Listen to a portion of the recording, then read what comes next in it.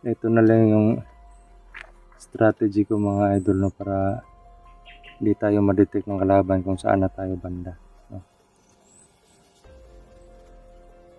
Kung saan tayo dumaan, ganon. Mag-open cam ako pag mayroon ng kalaban. Ganon na lang yung gagawin natin. At para makatipid din tayo sa battery. Kasi hindi pa tayo sure kung hanggang kailan tayo dito sa bundok, no. Napaka lang talaga. Walang kahangin-hangin kasi. At parang masakit yung dito ko. Nag-orasyon na ako para medyo mabawasan yung hingal.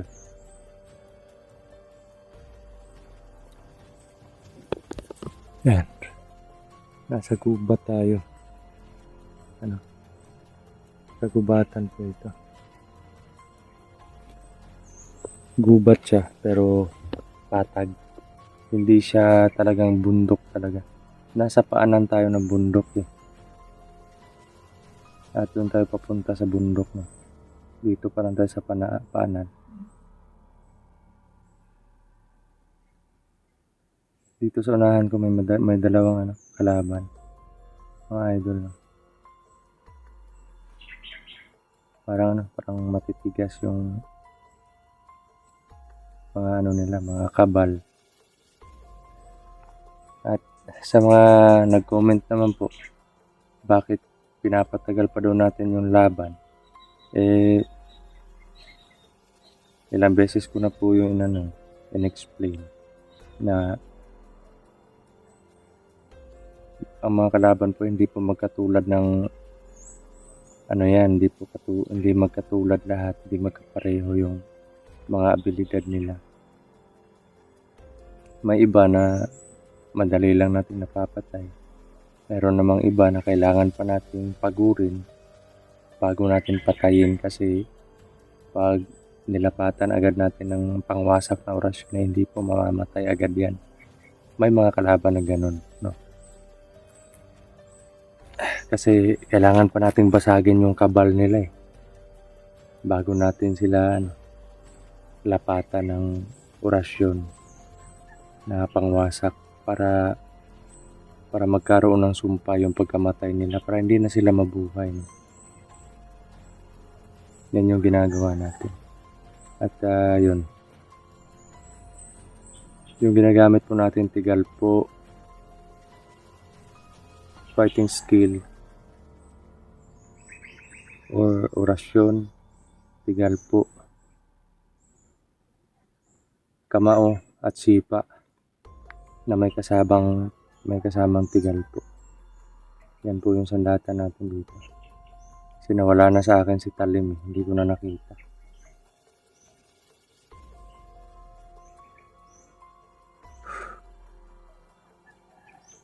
Grabe.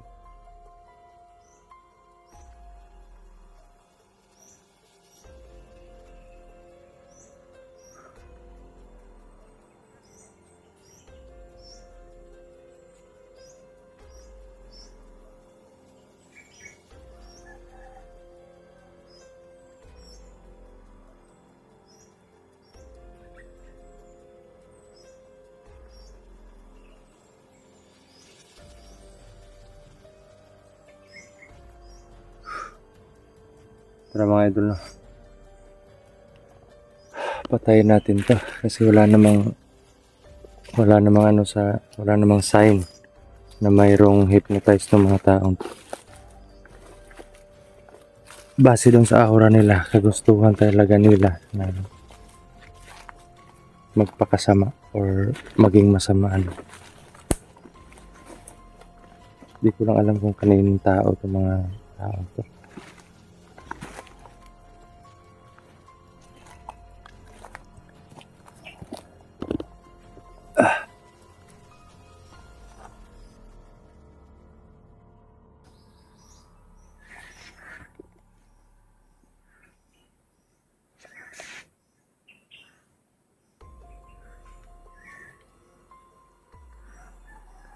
May napatay na ako dito banda noon. Ngayon may nagbabantay na naman dito.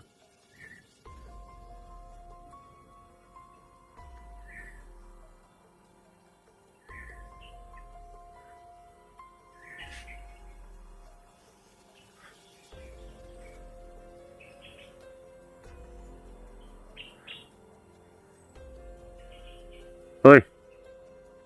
Asan yung superior?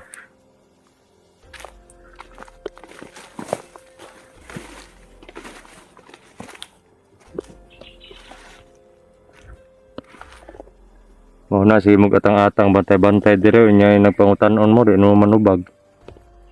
Mga isog-isog mo pero ug na sa inyong atubangan inyong kontra di na mo maningog. Asa yung superior?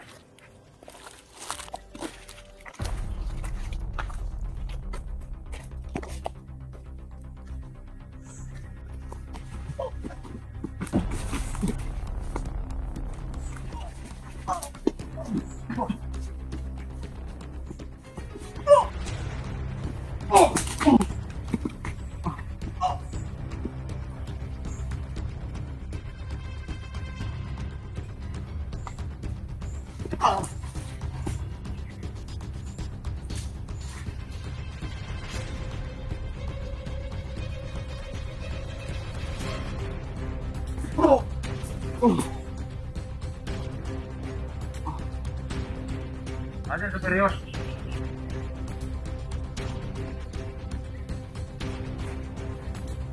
Ada superior, Pak.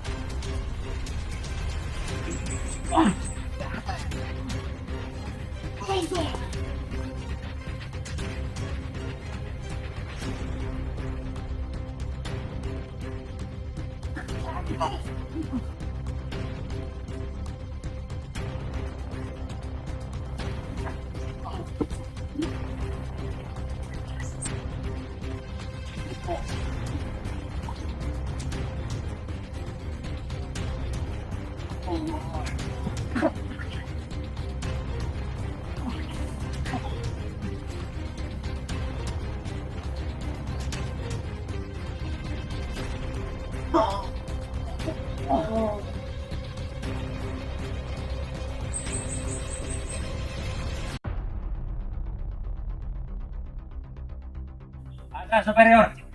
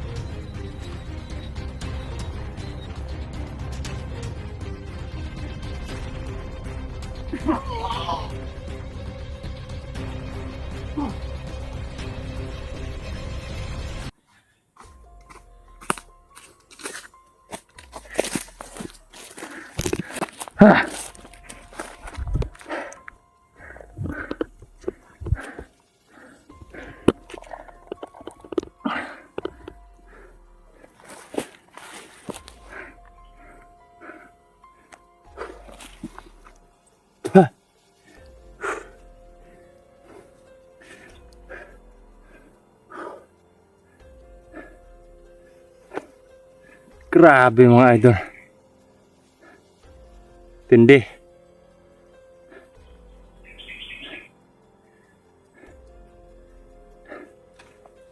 Kung makikita nyo po para lang silang malambot. Parang mga normal lang. Pero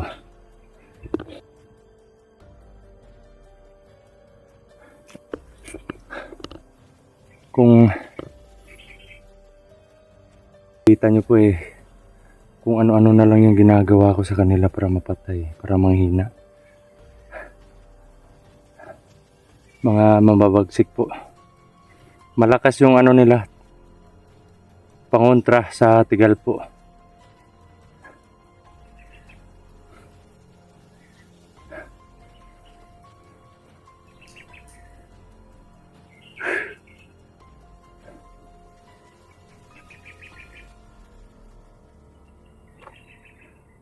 Grabe.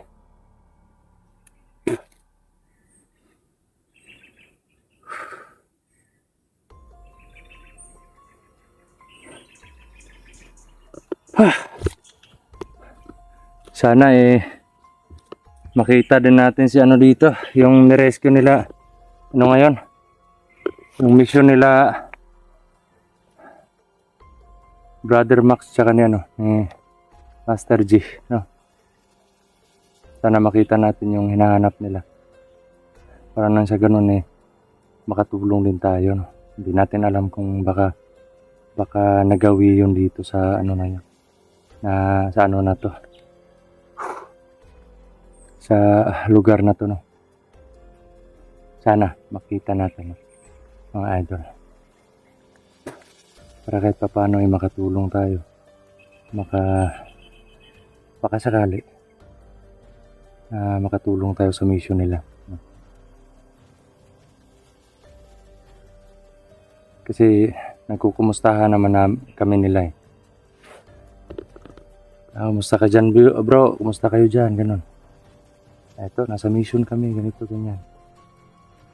Minsan, tatanong ako kung saan yung location nila. Eh, medyo malayo talaga yung mga location nila. No?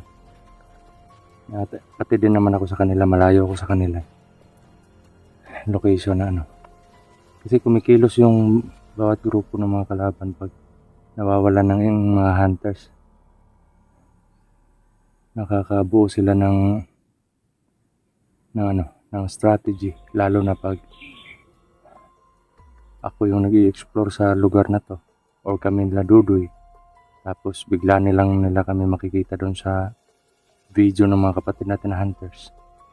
So makakilo sila at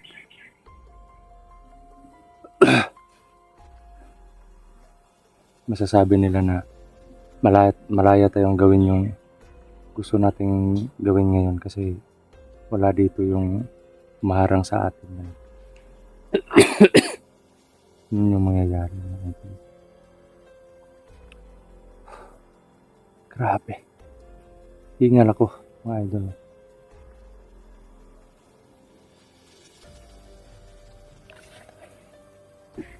Gusto pumasok ni Pino nung kabura kanina. Sabi ko, wag muna kasi kaya ko pa naman kaya ko naman na lumaban.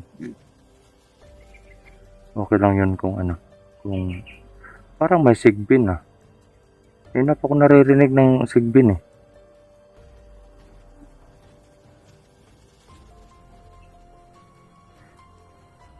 Yung gumaganon mga idol. Man, yun. Sigbin po yan.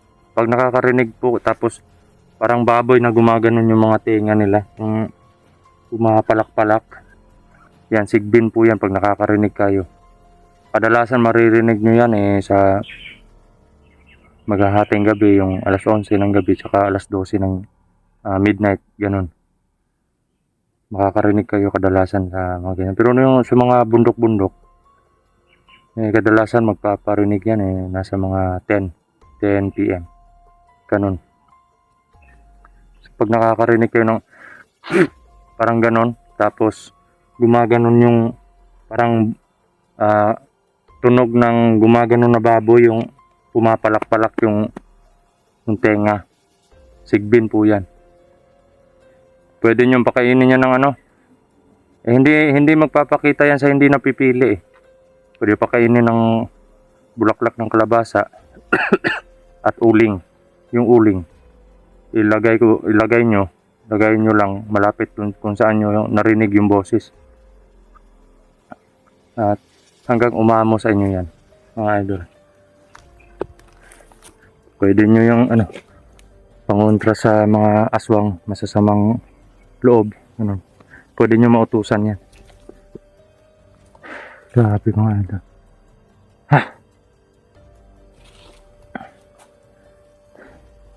So yun mga idol, abante po tayo. Papunta pa po tayo doon. Mga idol, medyo naramdaman ko lang yung presensya ng dalawa dito kaya pinintuhan ko. Pero yung papupuntahan natin doon pa, malayo pa. Yung target point natin, baka sakali andun si superior At pipigilan natin sila sa plano nila, sa pamilya ko at sa papa ni Dudoy May balak silang kulamin or yung gagawin nila. Isumpa, ganon. So yun, banti tayo mga idol.